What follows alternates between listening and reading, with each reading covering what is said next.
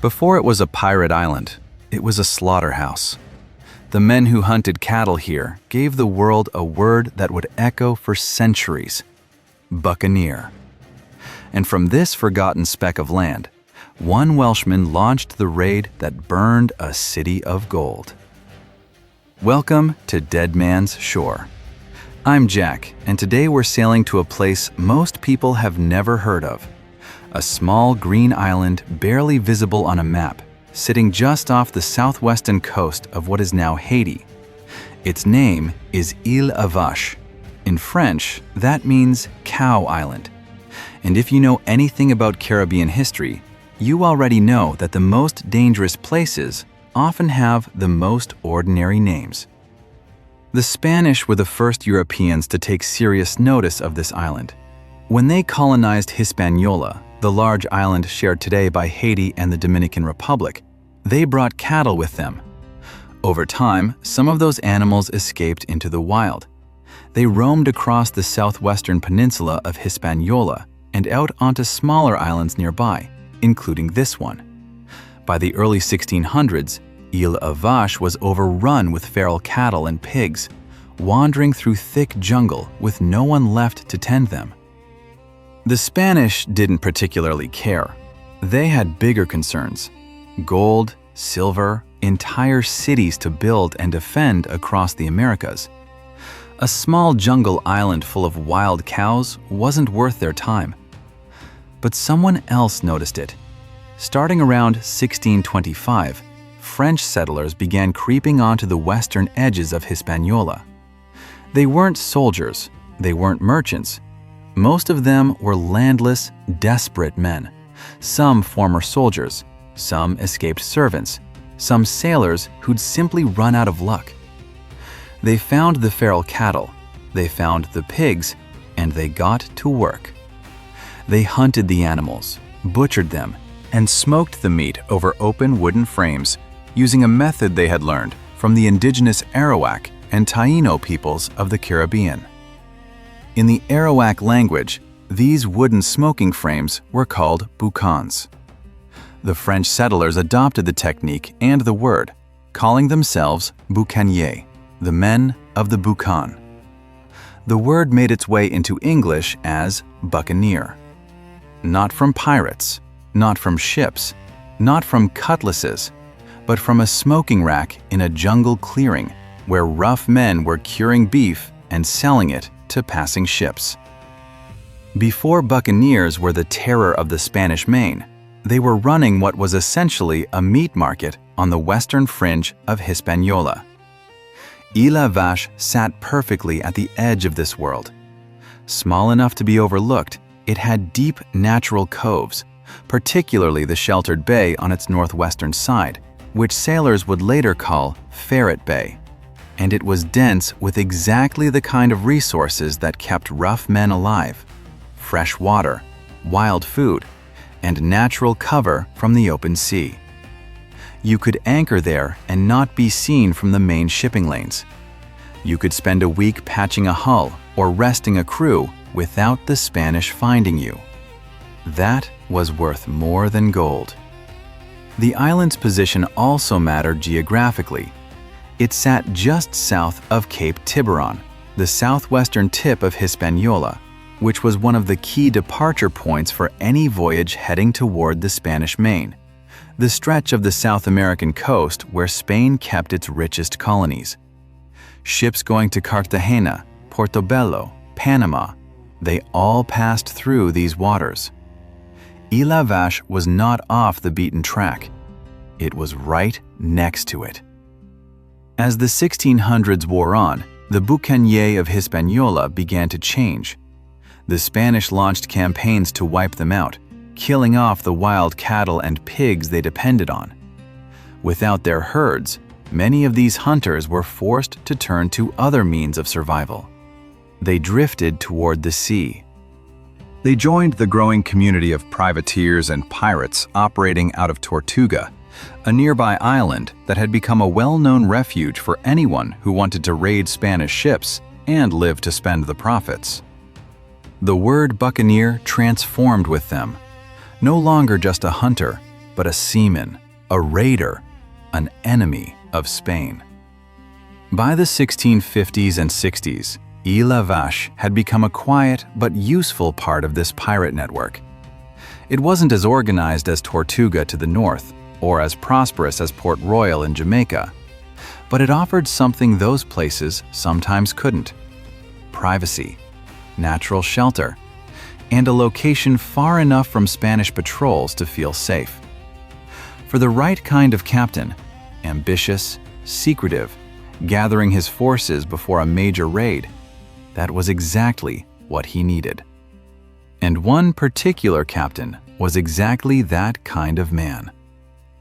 Henry Morgan was born around 1635 in Llanrumney, Wales, a farming community in what is today the suburbs of Cardiff. He grew up far from the sea, the son of a farmer, and by all accounts had little interest in following his father into the fields. He ended up in the Caribbean through routes that historians still debate.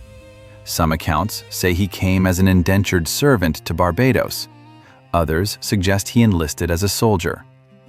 What is clear is that by the early 1660s, he was in Jamaica, he had ships, and he was learning the business of privateering from some of the most experienced raiders in the Caribbean. Jamaica had become, since England captured it from Spain in 1655, the eastern command post of English operations against Spanish interests in the Americas. Governor Thomas Modiford, who ran the island from 1664 onward, had a working relationship with the privateers. He gave them letters of marque, legal documents that technically made their raids acts of war rather than acts of piracy.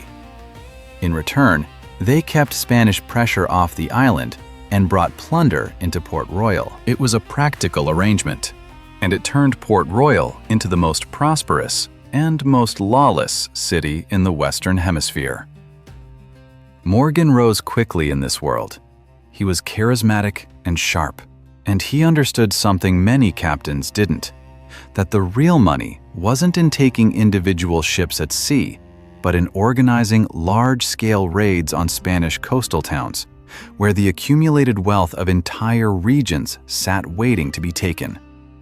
He led operations against Puerto del Príncipe in Cuba in 1668, and against the heavily fortified port of Portobello in present-day Panama that same year. Both were successful. His reputation spread. Men came to sail under him. By the winter of 1668 into 1669, Morgan was planning his next move: a raid on the Spanish fleet and settlements around Lake Maracaibo in what is now Venezuela. For his staging ground, he chose Île Vache. He anchored there with 10 ships and roughly 800 men, using Ferret Bay on the northwestern side of the island as his base. The deep, sheltered water there could hold a fleet. The surrounding jungle provided cover. The island's resources kept the men fed while Morgan finalized his plans. It was here, in January of 1669, that one of the strangest disasters in Caribbean pirate history occurred. Morgan's flagship was a powerful English naval vessel called the Oxford, which had been assigned to the Jamaican fleet and placed under his command. To celebrate the upcoming raid, Morgan held a feast on board. Officers, captains, wine, food, the full pageant of a buccaneer celebration. During the festivities, something set off the gunpowder stored deep in the ship's hold. The explosion tore the Oxford apart. More than 200 men died. The ship simply ceased to exist. Morgan survived. He had been sitting at the stern of the ship, and the blast threw him and several other officers into the water. They were pulled out alive. The men sitting on the opposite side of the table, the bow side, were not so fortunate. It is one of those strange details of history. Where you happened to be sitting determined whether you lived or died that night. Despite losing his flagship and a significant portion of his crew, Morgan did not abandon the expedition. He reorganized, regrouped, and within weeks set sail for Maracaibo. He succeeded there too, raiding the city and its neighboring port of Gibraltar, and then executing a bold escape past a Spanish naval blockade that had positioned itself to trap him in the lake. He came back to Port Royal with enough plunder to make himself a legend. But he wasn't done. The Maracaibo raid had been impressive. What he was already imagining was something far larger. And when the time came to plan it, he returned to Isla Vache. If you're finding this story as fascinating as I do, please subscribe to Dead Man's Shore. We dig into the true history of pirates, privateers, and the forgotten corners of the Age of Sail. Hit the bell so you don't miss any new stories. And if you've heard a different version of what happened to the Oxford that night, write it in the comments. I'd love to know what version you came across. In 1670, something shifted. England and Spain had been dancing around each other for decades in the Caribbean, technically at peace, then at war, then at peace again. Morgan had operated in a gray zone for years, raiding Spanish towns with a letter of marque that gave him just enough legal cover to avoid being hanged. But by the summer of 1670, he knew the window was closing. A formal treaty between England and Spain was being negotiated, and once it was signed, his license to raid would be worth nothing. If he was going to make his final move, it had to be now. He went back to Governor Modiford with a proposal. Not another coastal raid, not another harbor town. He wanted to attack Panama City, the single most important Spanish settlement in all of the Americas. Panama was where the gold and silver extracted from the mines of Peru and Bolivia was funneled before being loaded onto ships bound for Spain. It sat on the Pacific side of the narrow isthmus of Central America, which meant reaching it required crossing through jungle and river country on foot. No one had ever attempted an overland assault on Panama at that scale. Morgan proposed to be the first. Modiford gave him the authorization. Morgan sent word across the Caribbean. He needed men, as many as he could find. He recruited English privateers from Jamaica and French fighters from Tortuga and the western coast of Hispaniola. He sent Captain Collier ahead with 6 ships to raid Spanish settlements at Rio de la Hacha, gathering supplies and information. One by one, ships began arriving at the rendezvous point Morgan had chosen for his assembly, the natural harbor at Isla Vache. Through the autumn of 1670, the island transformed. By December, the anchorage at Ferret Bay held 37 ships. Over 2,000 men had gathered: English, French, Dutch, formerly enslaved men who had escaped captivity, indigenous fighters, renegades of every nationality. It was the largest pirate fleet ever assembled in the Caribbean, and possibly in the history of the Western Hemisphere up to that point. All of it organized by one Welsh privateer, using a small cattle island as his headquarters. Morgan ran what were essentially military councils on the island. He met with his captains, debated strategy, finalized the target. Some of the men argued for Cartagena, which was closer and easier. Morgan held firm. Panama was the prize. Panama was what they had come for. On December 16, 1670, the fleet weighed anchor at Cape Tiburon, the southwestern tip of Hispaniola, just north of Isla Vache, and sailed south. The operation that followed is one of the most extraordinary military campaigns in the history of the Americas. Morgan's fleet first took the island of Santa Catalina off the coast of Nicaragua, using it as a forward base. Then, an advance party of nearly 500 men stormed Fort San Lorenzo at the mouth of the Chagres River on the Caribbean side of the isthmus, at the cost of considerable losses on both sides. With the river route open, Morgan led over 1,200 men inland. What came next was brutal by any measure. They moved upriver in canoes and on foot, hacking through dense jungle, crossing swamps, running low on food. The Spanish had stripped and burned every settlement along the route to deny them supplies. By the 5th day, men were eating leather from their own boots. Some were near the point of mutiny. But Morgan pushed them forward. After 9 days of marching through some of the most difficult terrain in the Americas, they reached the Pacific coast. They found cattle grazing near the shore, the first real food in days, and the effect on the men's resolve was immediate. Panama City lay just ahead.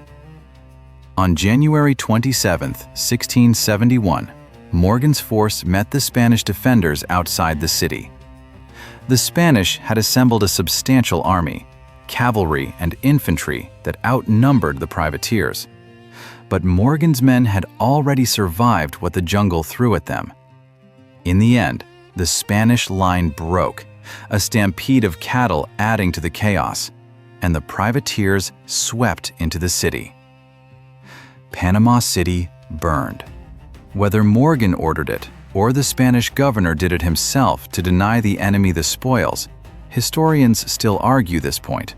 The result was the same. The richest city in the Americas was reduced to ash and stone. Morgan spent 3 weeks in the ruins, searching for valuables. The haul was significant, but not as overwhelming as many had hoped. The Spanish had managed to get much of their gold and silver onto ships and sail it out of the harbor before the city fell. Morgan divided what there was among his men, and the complaints about the size of each man's share became another story unto itself.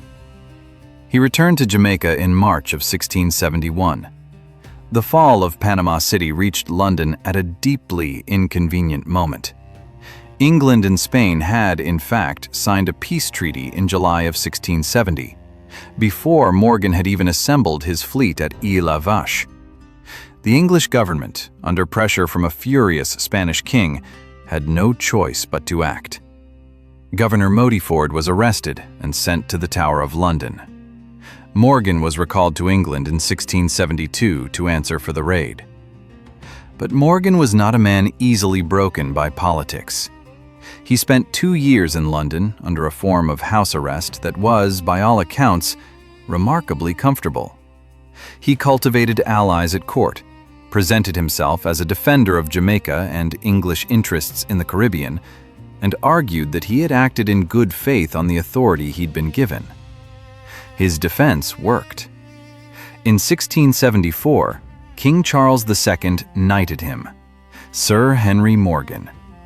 He was then sent back to Jamaica, not as a prisoner, but as deputy governor, tasked with suppressing the very kind of piracy he had practiced for most of his adult life. The irony was not lost on anyone. Morgan served as deputy governor of Jamaica for several years, enforcing anti-piracy laws with varying degrees of enthusiasm.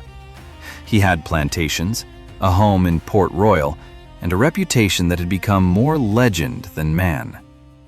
But the seas still found him. In 1675 or 1676, sources differ slightly on the exact year, Morgan was sailing from London back to Jamaica aboard a vessel called the Jamaica Merchant, carrying cannons to fortify Port Royal's harbor defenses. The ship's pilot made an error near the southwestern coast of Hispaniola, and the Jamaica Merchant ran aground on rocks off the eastern side of Vache. Morgan was stranded there for several days until a passing merchant vessel picked him up. The island had been the launch point of his greatest triumph, and now it had swallowed one of his ships. After Morgan's era, Vache gradually faded from the world's attention. Tortuga had already been declining as a pirate base since the French authorities began imposing more formal governance on it in the 1670s. By the turn of the century, the real center of Caribbean piracy had shifted east, first to the Bahamas, particularly Nassau on New Providence Island, which became the base for the generation of pirates that included Blackbeard and Calico Jack in the early 1700s. The Golden Age of Piracy, as historians call the period from roughly 1680 to 1730, was played out in different waters, around different islands. Vache was no longer needed. There was also a larger shift happening in the world. European powers were no longer willing to tolerate the privateers they had once relied upon. Spain, England, France, they all eventually moved to suppress piracy in the Caribbean, and the old arrangements that had allowed men like Morgan to operate with official blessing simply ceased to exist. The age of the licensed buccaneer was over. What came after? Pure piracy, no letter of marque, every nation as your enemy, was a different, shorter, and more desperate game. And what do you think? Was the line between privateer and pirate ever really a real one? Or was it just a matter of whose side you were on? I'd genuinely like to hear your thoughts. Leave a comment below. Today, Vache is a quiet island with around 10,000 inhabitants who live mostly by fishing and small-scale agriculture. There is a small tourist trade. The beaches are clean, the water is clear, and the jungle is still thick in places. If you sail into Ferret Bay, the same cove where Morgan anchored his 37 ships, you will find fishing boats. You might find a local guide willing to take you along the shore. What you will not find is any visible trace of the world that existed here 3.5 centuries ago. No fort, no monument, no ruins of any significance above the waterline. Below the waterline is another matter. Research divers have located what appear to be wreck sites in the waters around Vache, including what may be remains associated with Morgan's fleet and possibly the Jamaica merchant. Archaeological investigations have been ongoing at various points over recent decades, though the work is difficult and much remains unconfirmed. The sea tends to keep its secrets better than the land. That, in a way, is the story of Vache itself. It was never meant to be remembered. It was a stopover, a gathering point, a place where men came to plan and then left to act. The action happened somewhere else, at Panama, at Maracaibo, at Portobello. The island was the backstage of history, not the stage itself.